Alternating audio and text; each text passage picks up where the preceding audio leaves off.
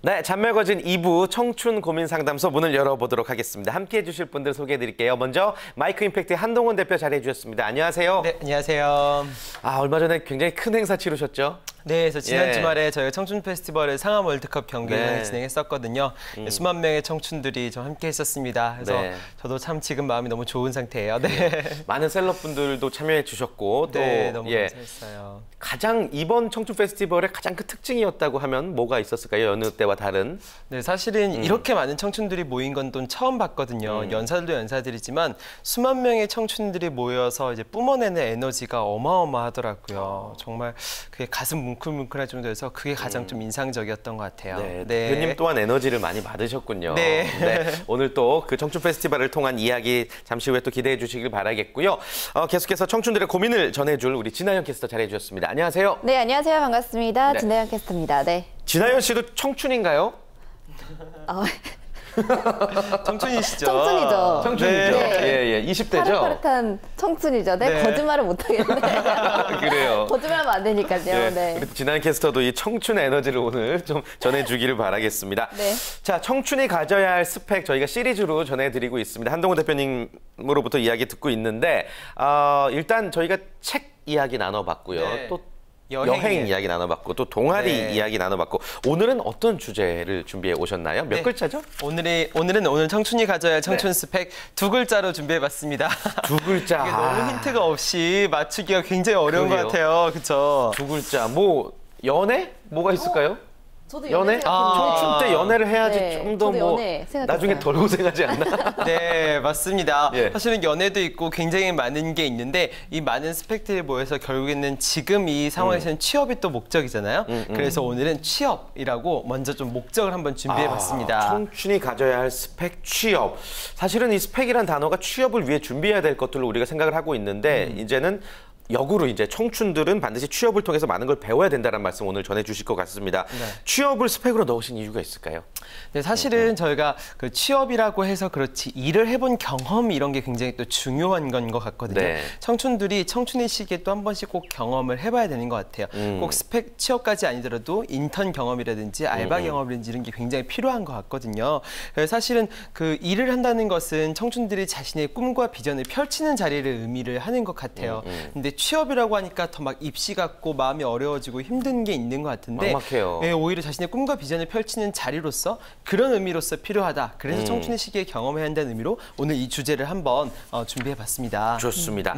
얼마 전에 어떤 기사를 봤는데요. 취업난이 워낙 심각하다 보니까 뭐 돈도 없고 시간도 없고 해서 졸업사진을 포기하는 대학생들이 굉장히 많대요. 어떻게 보면 캠퍼스의 낭만이 이 취업난 때문에 사라진 게 아닐까 생각이 드는데 취업난이 청춘들에게 미치는 영향 어떤 변화가 있을까요, 요즘? 네, 사실은 취업이 이제 옛날에 저희 고등학교 때 입시랑 굉장히 비슷해진 것 같아요. 굉장히 고역으로 생각하고 뚫기 어렵다고 생각하고 이런 고정관념들이 많이 생기는 것 같아서 저는 그게 굉장히 경계되긴 하거든요.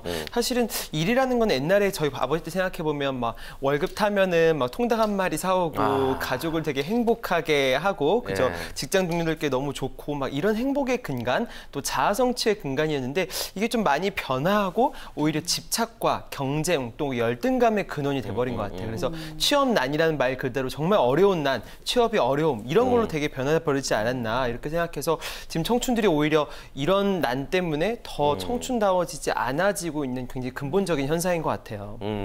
맞습니다. 아연 씨는 대학 다닐 때 뭐 옛날 얘기 아니죠? 얼마 전이죠? 대학 다닐 전이네요. 때 어땠어요? 뭐 취업 준비 어떻게 했어요? 저는 순수미술을 전공했기 때문에 사실 친구들도 많지 않았거든요. 동기 친구들이. 그리고 또 미술을 하기 때문에 미술 선생님 되고 싶다. 좀 전문직이나 이제 그림을 그리거나 뭐 아니면 뭐 큐레이터가 되고 싶다거나 그런 친구들이 많았기 때문에 취업 준비가 치열하진 않았었던 것 같아요. 저도 방송의 꿈을 졸업을 하고 나서 시간이 조금 흐른 다음에 그때 가지고 빨리 준비를 했었거든요. 또 태진 씨는 또 취업 준비 어떻게 하셨는지 궁금해요. 저는 솔직하게 말해서 취업 준비를 위해서 이제 자퇴를 했죠.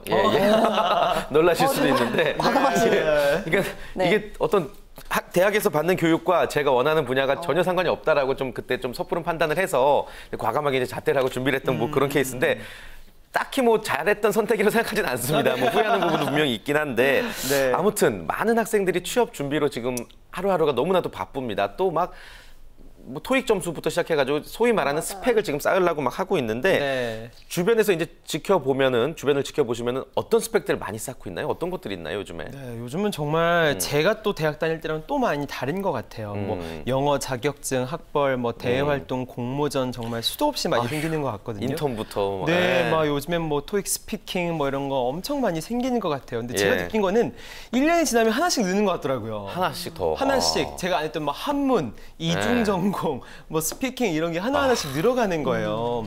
근데 이런 게 진짜 얼마나 힘들까라는 생각이 많이 들거든요. 근데 반대로 기업 뽑는 사람 입장에서는 다 이제 애들이 갖추고 있으니까 이렇게 분별력이 없다 이런 얘기들을 되게 많이 해요. 근데 사실은 저는 스펙이란 게 어찌 보면 경쟁에서 이기기 위한 또 차별화되기 위한 건데 오히려 스펙을 쌓으면 쌓을수록 경쟁이 안 되고 오히려 더 평이해지는 경향들이 많은 것 같아요. 근데 제품을 봐도 그렇거든요. 제품이 성숙화되는 과정들을 보면 핸드폰 같은 거 보면 성숙화될수록 많은 기능을 다 담거든요. 담다가 이 산업이 성숙화되면 결국에는 마지막에는 한 가지 기능만 엄청 강한 이런 핸드폰이 나오거나 이래요. 이거 가지고 사람들이 또 차별화되네 이렇게 보고 하는 것 같거든요. 그래서 저는 오히려 이렇게 스펙을 쌓아야 되는 게 많았지만 다 쌓으려고 한다기보다는 한두 가지에서 굉장히 큰 강점을 정말로 이건 차별화되다 이런 걸 가지는 게 굉장히 중요한 건 것 같아요. 그리고 두 번째는 저는 이게 그 상품으로 비교해서 그렇지만 상품에서 정말 중요한 게 브랜드인 것 같거든요.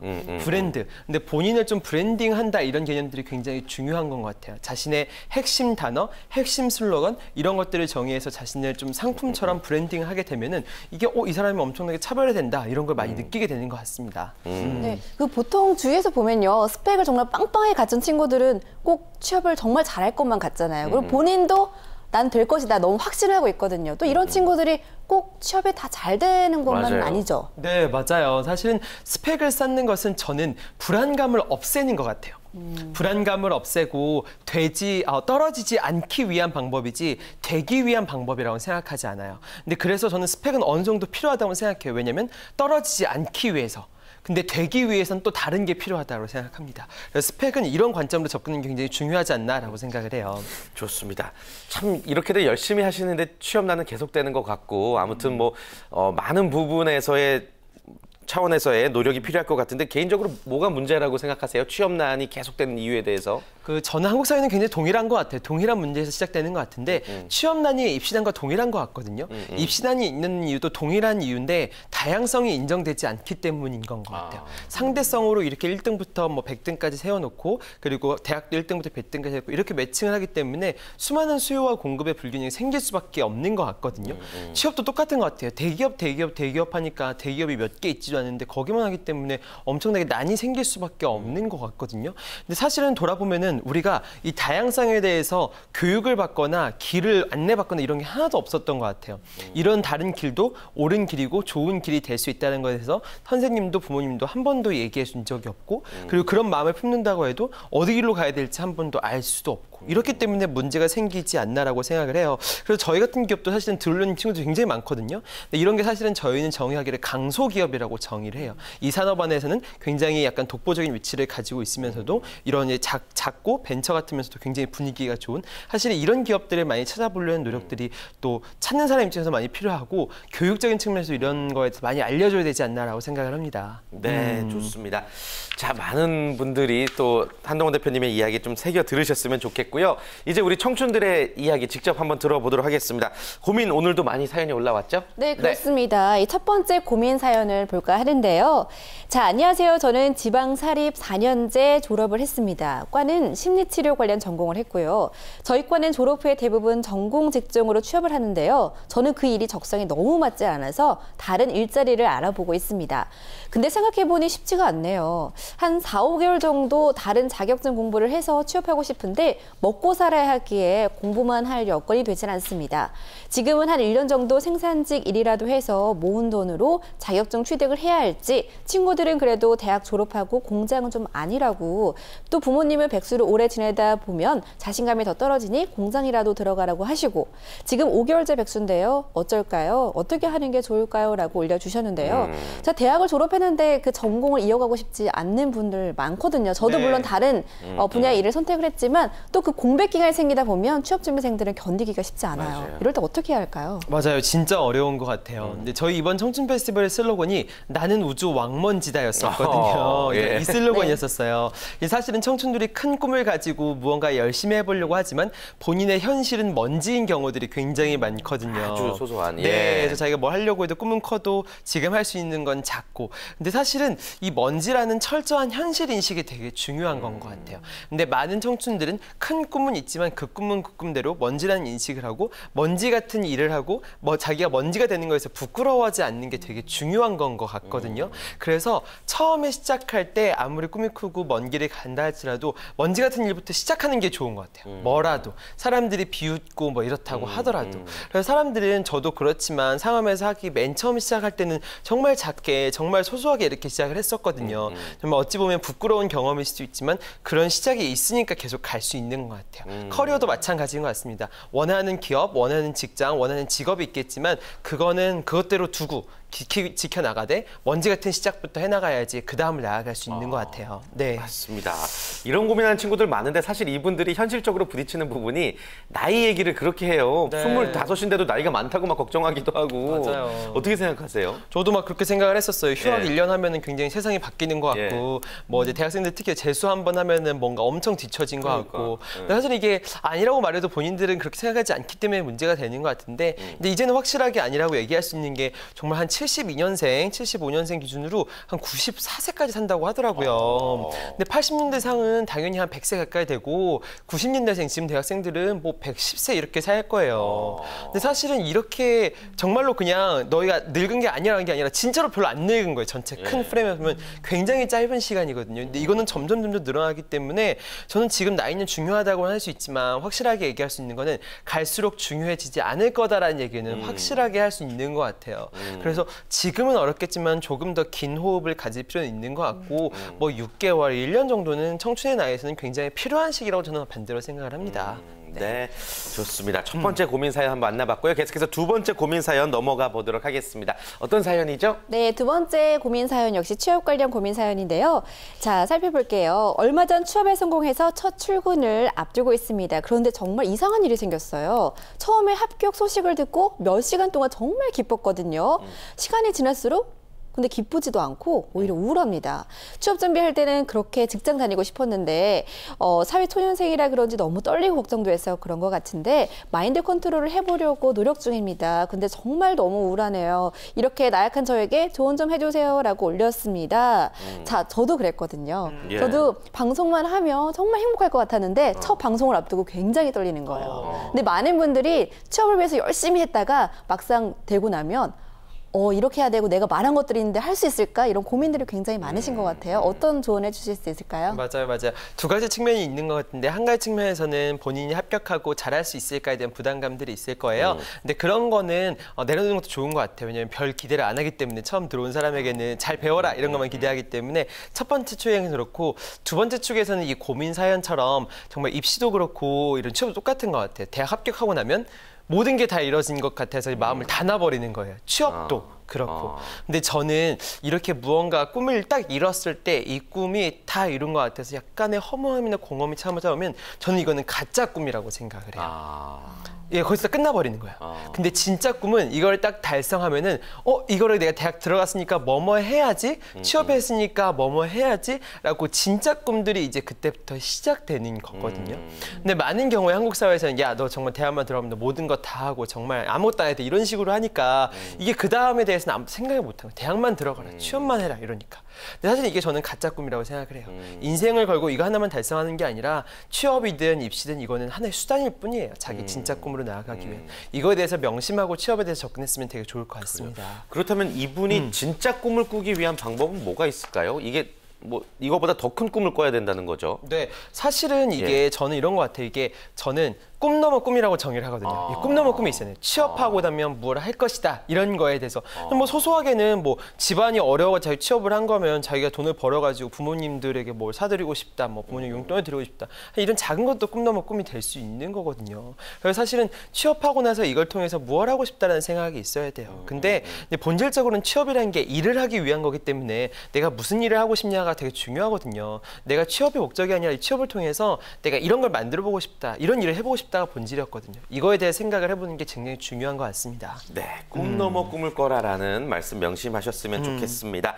자, 마지막 사연 한번 또 살펴보겠습니다. 이번엔 어떤 사연이죠? 네, 마지막 고민 사연입니다. 세 번째인데요. 자, 지쳐가는 28살 취업 준비생입니다. 공기업을 목표로 준비한 기간이 1년이 넘어가네요. 기본적인 스펙은 다 갖추었는데 매번 기업 필기 시험이나 인적성만 보면 떨어집니다. 시험만 대략 20번, 20번은 본 것 같습니다. 요즘 정신적으로 많이 힘들어서 중견기업 지원도 하고 있습니다. 며칠 전 면접을 봤는데요. 또 면접에서 떨어졌네요. 충분히 될 거라고 믿었는데 참 많이 힘듭니다. 주변에서 하나둘씩 취업을 하다 보니 뒤처지는 기분이라 사람 만나는 것도 꺼려지고요. 어떻게 이 힘든 시기를 이겨낼 수 있을까요? 조언 좀 부탁드립니다. 라고 올려주셨는데요. 전형적인 취업 고민인 것 같아요.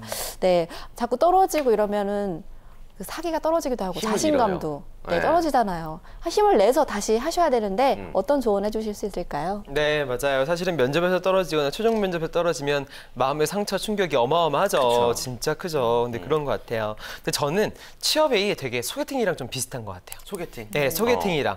이게 비슷해서 소개팅을 할 때 이게 이 사람이 얼마나 좋고 얼마나 뛰어나고 이렇게 소개팅을 하는 게 아니라 이 사람이 너랑 잘 맞네? 말이 잘 통하네? 이런 걸로 사실은 소개팅에 이제 당락이, 이제 승패가 결정이 나잖아요. 그래서 이렇게 되거든요. 그래서 자기 잘 맞는 사람들에게 찾는 게 되게 중요한 것 같아요. 근데 그런 관점에서 보면은 소개팅에 성공할 확률이 높으려면 어떻게 하는지 아세요? 알려주세요. 네. 소개팅 성공할 확률. 자신을 잘 아는 친구가 소개해주면 돼요. 자신을 잘 아는 친구가 되면 너 얘랑 좀 맞을 것 같아 라는 생각으로 소개해주면 좀 맞는 경우들이 되게 많고 스펙으로 이렇게 맞추면 잘 안 되는 경우들이 되게 많아요. 그래서 사실은 취업도 마찬가지인 것 같아요. 취업도 이제 주변 사람들 얘기 들어보면서 막 이렇게 좋은 기업이라 쓰는 게 아니라 어떤 일하는 사람들 너 이 기업 잘 맞을 것 같아 이런 식으로 얘기 추천을 받아서 하게 되면은 잘 맞기 때문에 최종 면접 가면 결국은 핏이거든요. 얼마나 잘 맞냐. 이거에서 승리할 확률이 굉장히 높아질 거라고 저는 생각을 합니다. 그렇군요. 아주 중요한 말씀이신 것 같습니다. 그러니까 번번이 낙방한다고 좀 고배를 마신다고 괴로워하지 마시고 소개팅처럼 이게 잘 맞는 회사를 찾아가는 것도 또 다른 취업 전략이 될 수 있을 것 같습니다.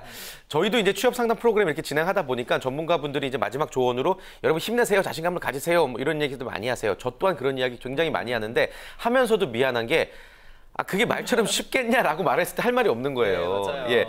대표님만의 조언 또 기대하겠습니다. 오늘 뭐가 있을까요? 네, 맞아요. 근데 자신감이 없어지면 그냥 그 상태로 내버려 두는 것도 굉장히 좋은 것 같아요. 근데 자신감이 없는데 막 내려고 하는 것 자체가 어찌 보면 자기 자신에 대한 폭력일 수 있다고 생각하거든요. 너무너무 힘든 일이에요. 사실은 안 나는데 내야 되고 내야지 된다고 생각하기 너무너무 힘든 것 같거든요. 근데 저는 진짜 자신감은 자신감의 바닥에 찍었을 때 나오는 것 같아요. 근데 이렇게 취업을 해보고 떨어져 보고 거절하는 경험을 계속 당해보면 자신감 떨어질 수밖에 없거든요. 맨 마지막에 닿을 때 드디어 진짜 자신감이 다시 떠오를 거라 생각을 합니다. 예, 그러니까 어떤 작은 실수나 실패들이 무의미하다는 게 아니라는 말씀이신 거죠? 네, 그럼요. 자신감을 없어지게 하는 유의미한 경험이고 그게 자신감이 생길 수 있는 계기가 된다고 생각을 합니다. 네. 자, 여러분들 대표님 오늘 조언을 통해서 많은 부분을 좀 깨달으셨을 것 같습니다. 자, 청춘 고민 상담소 이제 문을 닫아야 될 시간인데요. 저희 상담소에 사연을 보내고 싶다 하시는 분들은 저희가 또 안내해드리고 있는 메일로 남겨주시기를 바라겠습니다. 여러분들의 사연을 저희가 또 소개해드리고 또 그 해결 방법까지 방송을 통해서 안내해드리도록 하겠습니다. 함께해 주신 두 분과는 여기서 인사 나눌게요. 고맙습니다. 네. 고맙습니다.